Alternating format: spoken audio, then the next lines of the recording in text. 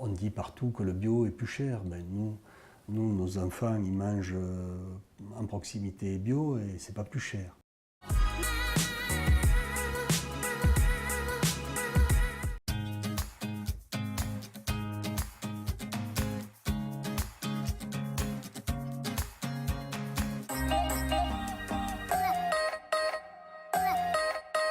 Je suis Yannick Louche, donc élu municipal à Sandras. J'ai été maire de longues années. J'ai laissé la place à un plus jeune. Je suis président d'un syndicat intercommunal, le syndicat mixte des Hautes-Vallées Cévenols.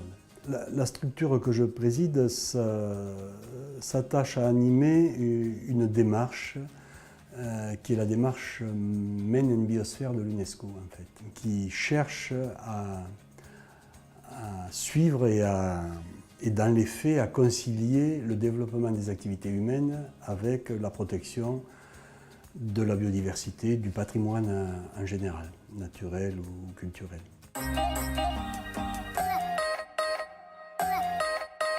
Par exemple, la châtaigneraie à fruits qui est un habitat protégé au niveau européen. Il se trouve que chez nous, les châtaigneraies sont souvent à l'abandon, très dégradées, et elles sont souvent aussi la propriété maintenant de résidences secondaires. Du coup, on s'est dit il faut déjà utiliser le fait qu'ils puissent avoir des aides au maximum, puisqu'ils peuvent être subventionnés à 100% pour rénover ces secteurs-là. Par contre, ils ne peuvent pas les entretenir. Donc l'idée, c'est de les mettre en relation avec un castanéiculteur, par exemple, qui est sur le territoire et qui manque de châtaigneraies, de matières premières. Et donc de dire aux propriétaires, voilà, on vous trouve les moyens de rénover gratuitement en fait votre châtaigneraie, mais à condition que vous la mettiez à disposition de quelqu'un qui l'entretiendra, qui la gérera et qui produira de la châtaigne et qui transformera tout ça.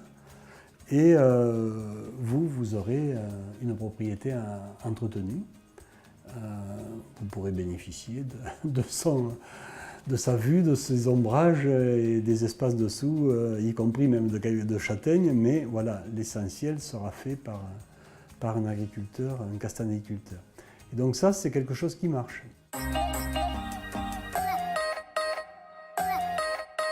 On a effectivement mis en place une cuisine pour la restauration collective dans la commune.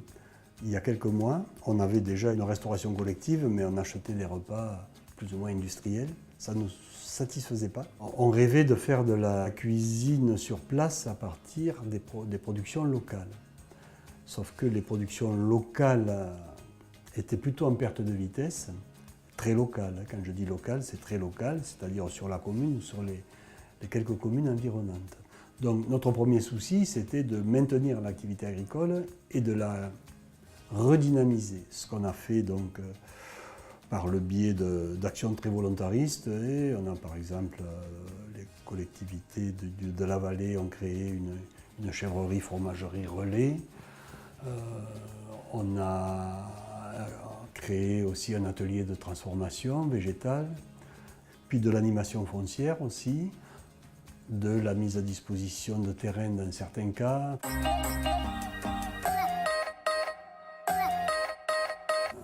On ne s'est pas focalisé sur le bio, pas parce qu'on ne veut pas que ce soit bio, c'est plutôt le contraire, mais on s'est dit qu'il ne fallait pas commencer peut-être comme ça, qu'il fallait d'abord se servir effectivement chez des producteurs bio, puisqu'il y en a qui se mettent au bio chez nous, mais surtout encourager les autres à y passer. On a par exemple un jeune producteur de kiwi sur la commune qui a la volonté de passer en bio aussi, qui voilà, fournit des kiwis. Alors du coup, ça nous amène à consommer des choses qu'on consommait peut-être un peu moins, à réorienter un peu la consommation des enfants sur des produits qu'ils consommaient très peu, même s'ils étaient produits chez eux, ils ne s'en rendaient pas compte. Donc voilà, ça amène à rediscuter de qu'est-ce qu'on mange, à découvrir des goûts nouveaux. Le projet du centre socioculturel autour de sa cuisine, c'est à la fois un projet en termes de santé, en termes de développement local, en termes d'écologie, mais aussi avec une dimension sociale et culturelle, à savoir redonner de l'importance à la nourriture et travailler à partir de là toute une série de questions qui amènent à réfléchir sur son histoire, sur son territoire, sur la nature qui nous entoure, voilà.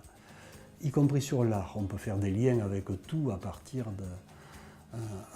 de l'alimentation. Donc c'est vraiment... Nous, on a une démarche globale au niveau du syndicat par rapport à toutes les problématiques d'un territoire rural cévenol, mais au niveau de la restauration collective de notre centre socioculturel, c'est aussi une approche globale en termes sociétal, puisqu'ils sont là, c'est leur rôle. Voilà.